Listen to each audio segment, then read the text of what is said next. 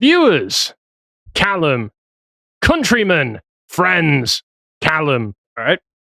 Secret Service agents watching right now. Did you know that there is a new James Bond book? Oh. Yeah, actually, I think I saw Leo's tweet. Yes. I saw a quote out of it. I won't spoil. I mean, honestly, for the sake of this video, you should have just said no.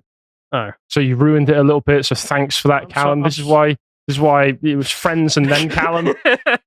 No, I love you, don't worry. But yeah, there's a new James Bond book out, and it came out around the time of the King's coronation back in May, and nobody seemed to notice. Nobody seemed to care, because why would I care? Oh, I thought it was brand new. No, I thought it was brand new as well, until I looked into this segment and then found out that through the research, no, it's been out for 3 months, 4 months almost at this point. So, surprise, guys. I guess this wasn't much of a bestseller.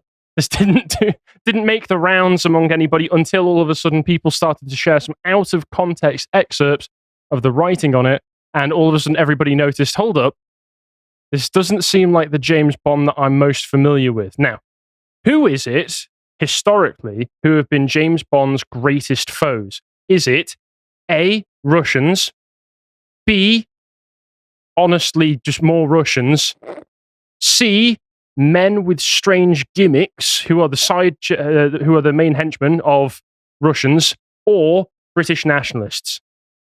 I think it's the British nationalists who have always tried to destroy Britain. So I see you have read the latest book in that case. Because if you had... £1,000. Yes, if you had, that would be the only impression that you get, because honestly, this is quite something. And I'll go through the information so that we can all know. So it was commissioned by Ian Fleming Publications in the celebration of King Charles's coronation, because what King Charles wanted was a woke James Bond that he could read while sat on the throne, because I wouldn't put it past him, if that's to be perfectly honest. So Ian Fleming Publications commissioned young Bond series author Charlie Higson to write a new James Bond adventure to celebrate the coronation of King Charles. Now, I actually read the young James Bond series when I was a kid by Charlie Higson. There were a few of the books. I can't remember the name of any of them. They were like, what was it? Alex Skyrider, whatever his name is. There was a load of, around the mid-2000s, there was a load of derivative young James Bond-esque heroes all come out at the same time. Do you know about any of these? I just remember Johnny English. Well, he wasn't a young James Bond. He was like... That's the only spin-off. He was nonsense. Mr. Bean James Bond. Yeah.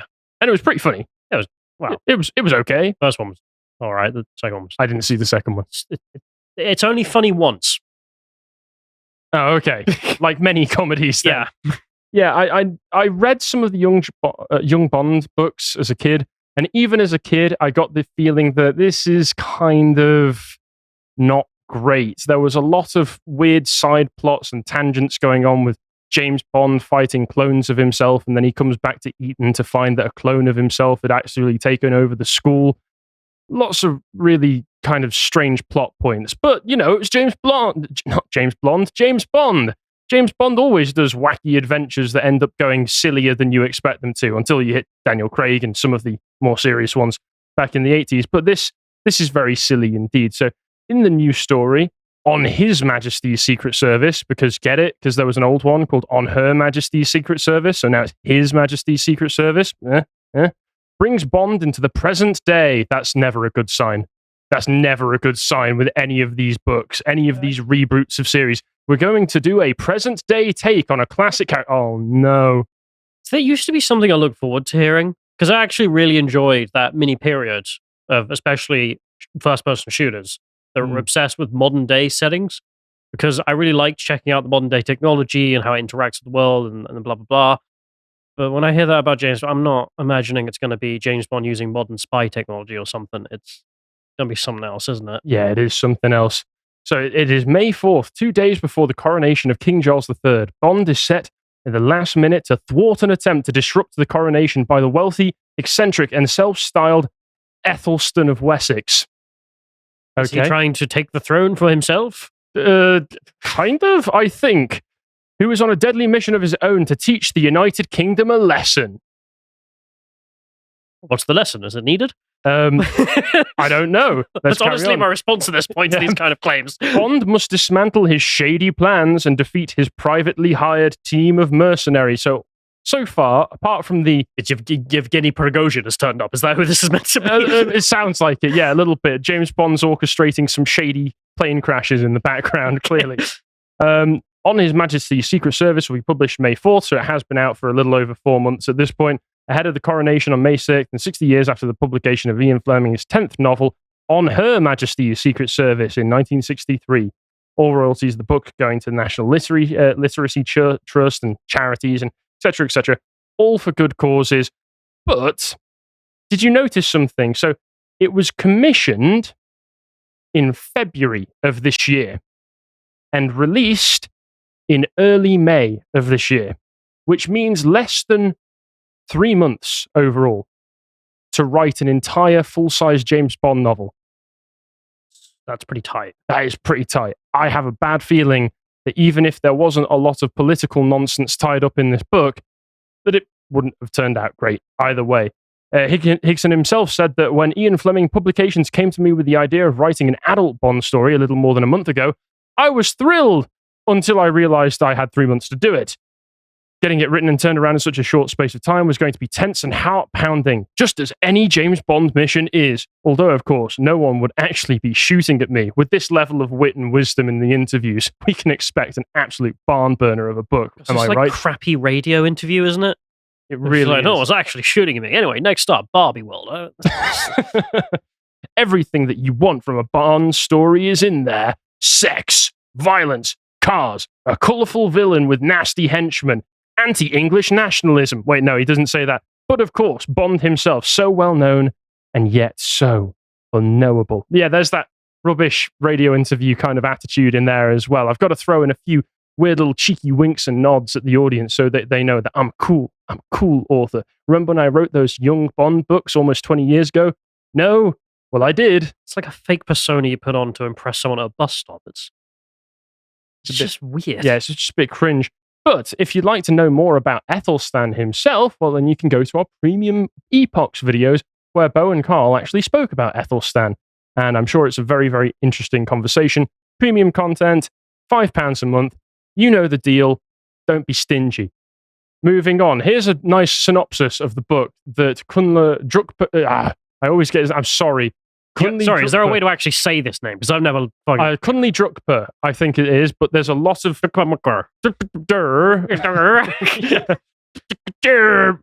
what's Durkadur written?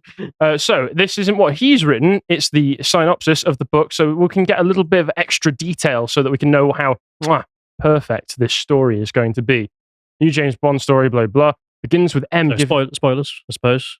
Oh, yeah. In case anyone was dying to pay for this. I don't think anybody except for Charlie Higson knew that this book came out, the Ian Fleming Publications. They probably commissioned it and then forgot. Where's all this money gone for this month? Oh, we published that new Bond book. Oh, we did? Oh, yeah. That keeping on my desk. Yeah, it didn't work well. Begins with M giving voice to what we're all anxiously thinking. This coronation is a chance to advertise UK PLC to the world, Bond. Show the doubters who've written us off that we're open for business. Present this country as a safe pair of hands. So immediately there, we've just got the UK... Conservative Party political talk.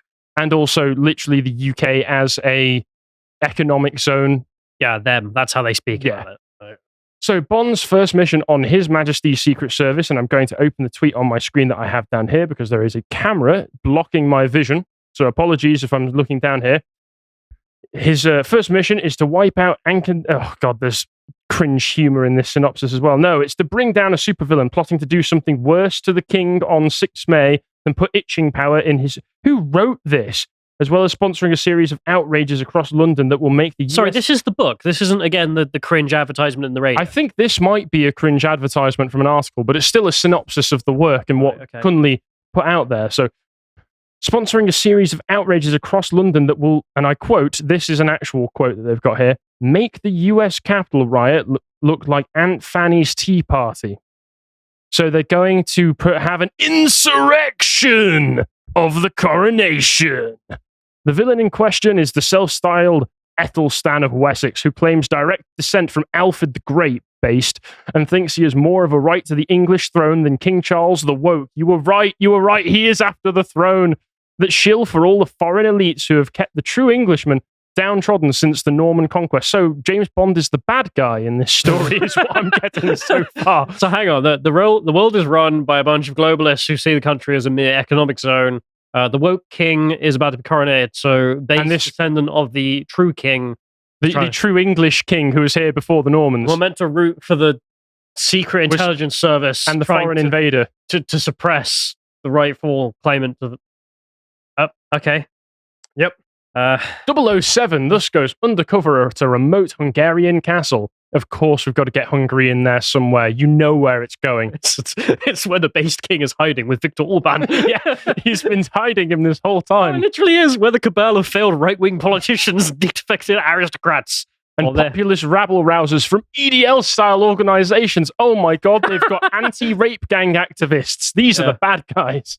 Are meeting to receive their orders from Ethelstan. Once upon a time, Ian Fleming's Bond, who used to go on about how tea drinkers were responsible for losing control of the British Empire, also very based, might have been tempted to join them. But this is a modern Bond, who eats kimchi for the good of his gut and looks down on knee-jerk nationalism. Oh, boy. Okay, this is kind of winning me around now. This is almost a parody of the modern world. Like, this guy was like, how do I take the piss out of what's going on? But what if I frame this and how people in the top actually believe, which is that, well, James Bond's now basically a villain, but they think he's a hero because of their warped version of events. Do you get what I mean? No, I do get what you mean, but the problem is that that's not how the author is seeing it at all. But that wasn't how it was intended. But we can twist this around Barbie style into a subversive reading of the book where Ethelstan is the secret hero of the story who is subverted by an agent of the security state, whilst only trying to do what is right for his people and reclaim their heritage, back going even before the Norman conquest. I think we could do them. We might need to do a book club on this now. Here's an excerpt from the book where Bond is talking about the Ethelstan of Wessex playing up the threat of the Great Replacement. Oh my lord. She swapped the anarchists for the fascists, getting into white supremacy, nationalism, and the Great Replacement. Bond had always thought the far right was closer to the far left than it was to the center. So we've got enlightened centrist James Bond. Hang on. So James Bond joins MI5 to fight the far right and then realizes that the centrists of the country believe in the same things for some reason. We don't know why. He disliked anybody and any movement that was too far in any direction. And if that made him bourgeois, then it made him dull and mainstream, then so be it. I'm imagining James Bond traveling around with a little beanie on his head the whole time. Well, it's not even that. He's more like that guy who's been growing up and has been told that everything is currently fine. So then anyone who's, trying to change things, they're a bit crazy, aren't they? Yeah. It's like, no, maybe your country is actually the one run by lunatics. And are you ready for Ethelstan's nefarious plottings with Viktor Orban? Don't ask what this person who posted this says. I've no idea. I can't read whatever language that is in. Can you? I know you're a bit of a multilinguist these days. Okay, it kind of looks a bit like Serbian, but I can't tell the difference. I think it might be Hungarian, in which case not even God can decipher that. No, absolutely. It's one of the most difficult languages in the world to learn, isn't it? Yeah. But anyway, neither Nazi Germany nor Soviet Russia had been welcome in Hungary, though. They were two sides of the same dirty, debased coin. After the Hungarians had kicked out their Soviet overlords, the statue was changed to an all-purpose personification of liberty, America. And now it's celebrated. No, well, this is sincere. Like, the Hungarians are the good guys. Well, yes, in the 20th century of being oppressed by both of them. I know, but it's making it all sound far too vulgar and American for my tastes. Okay. No, but I mean, the Hungarians, they were crushed by the Soviets multiple times. Well, yeah, but I don't really know their relations with the Nazis, though. I think kind of they're a bit too cozy with them to claim that they were oppressed by them. They're not like, Serbs. Oh, well, it was almost 100 years ago now. Anyway, hold on a conversation. Yeah, who cares? Which is why Bond felt a deep sense of gloom that this beautiful, civilized, orderly country had been dragged back towards the far right by Viktor Orban, using a crude but effective nationalist playbook. Imagine how much more beautiful, civilized, and orderly it would be if you could teach your children to do things, like to go through surgeries in schools. The idea that Viktor Orban represents, like, Nazi-allied Hungary. Like, what is wrong with you? No. Like, he's just a conservative. Have they gone to say that he's using anti-Semitic conspiracy theories? I see the ADL consulted on this book. No, it is comical. So Victor Orban over here, he uses anti-Semitic conspiracy theories such as make Hungary great again. And he'd aligned himself with the likes of Trump, Le Pen, and Putin, all variations of Hitler, as we know. And just like them, was using paper-thin patriotism to mask rampant self-interest. The self-interest of not wanting your country to become a desolate hellscape. And you know what they do in Hungary? They build a big fence and kick out the foreigners who invaded illegally. Do you know who else did the exact same thing? Wait, no, he didn't actually. No, he kind of broke the fence and invaded. Yeah, he went into other areas and said, these are mine now. Just like Victor Orban. James Bond is here to save the day. Do you know what else Victor Orban and Ethelstan might want to do? They might want to bring back the gold standard. And the king can't be having that. No way, Jose. You don't want the petrodollar? Is that in the book or not? I can't tell if you're joking. It probably is somewhere. You don't want the petrodollar? Too bad. 007 here to save the day. Here's another quote that Leo put out there, where apparently James Bond is talking about Burkett, a member of this far-right extremist group working for Ethelstan, who is an ex-Tory MP, famous for promoting particular conspiracy theories, which has spilled over into anti-immigrant, anti-EU, anti-BBC, anti-mainstream media, anti-cultural Marxist, climate change denial pronouncers. So it's literally Andrew Bridgen.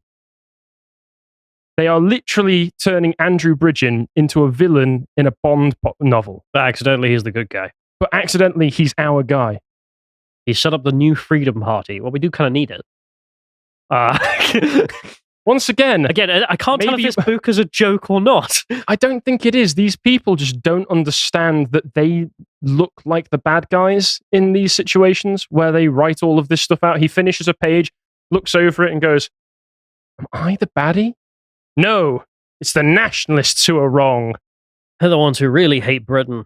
Yeah. Anyway, come in, Ahmed, and all of your other family members straight off the boat. Come on, you can take up space in my not my living room, someone else's living room, someone else's street corner, someone else's... Maybe Burkett's living room. Yeah, Burkett's living room. There you go. And I was showing, because Charlie put together some of the links on this, and he'd found this review from a website called License to Queer. This is a real website, apparently, where they were doing a review of On His Majesty's Secret Service. And I thought I'd just take some cheery little excerpts from this review as well. There's a lot to be said for not overthinking things and getting on with it. In an interview with the Times just days before the book's publication, Higson himself expressed a preference for a less introspective Bond. Ironically, then, Higson provides us with some of the best inward-looking passages in any Bond book. Upon meeting a hired killer to whom he takes an instant dislike, Bond reflects, was there an element of self-loathing in his distaste? Were they actually the same? Oh my God. James Bond sees man who's hired to kill people and thinks, I also hired for kill people. For killing people. He kills peepees, does he? But he is pro-trans, so... Well, yeah, there you go. There you go. I'm also hired to kill people. You and I are the same. It's literally the villain speech at the end of like the big action hero movie where they go, you and I are not too different, Mr. Bond. How many people you kill just to get to me today, huh? Except this time, instead of just shooting him in the face, James Bond has a nervous breakdown and an existential crisis, saying, oh my God, maybe I am the bad guy. Well, in the scenario put forward, yes, you are, Mr. Bond. Also, like Fleming, Higson has a knack for concise imagery, finding them not just to convey a lot in the shortest possible space. No doubt his deadline played a role here. His young Bond books, ironically, use far more words to convey character and setting. Here, he is much more direct, and some of the observations have the perfect precision of the comedian. Are you ready for this, Callum? Are you ready? Just like top-tier writing. Hold your sides in, because they might burst if you're not careful. A ridiculously henchman has a six-pack ridged like a Toblerone. No, nothing. Doing a good job. I know that would have normally got you. Haha. After arriving at a key location, Bond is delighted to find that the city's relatively low-rise skyline is not blighted by dick-waving skyscrapers. This is the most terrible example of millennial Gen X, if I just add a swear word in, makes it funny, haha, I'm making pee-pee jokes. Laugh. George Carlin was a mistake. Absolutely. And then... Sorry, I'm a bit... What?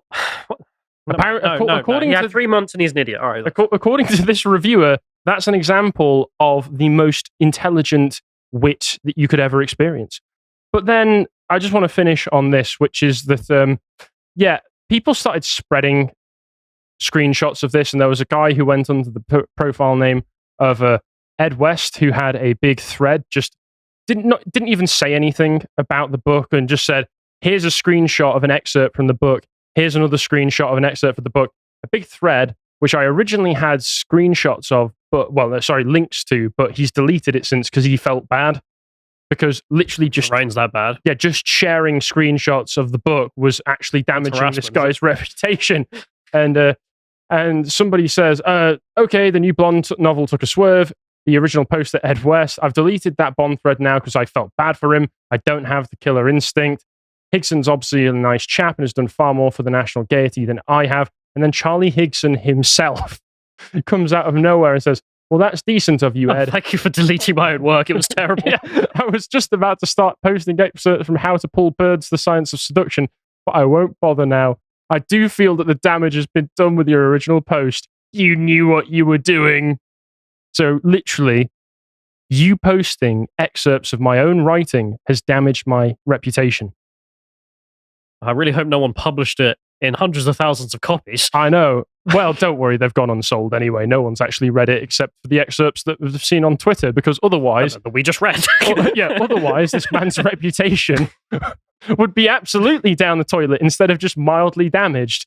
So this just led to Kunli Drupper with, posting screenshots of passages from my book with minimal added commentary has damaged my reputation, claims new James Bond book author as he lashes out at critics. And, I mean...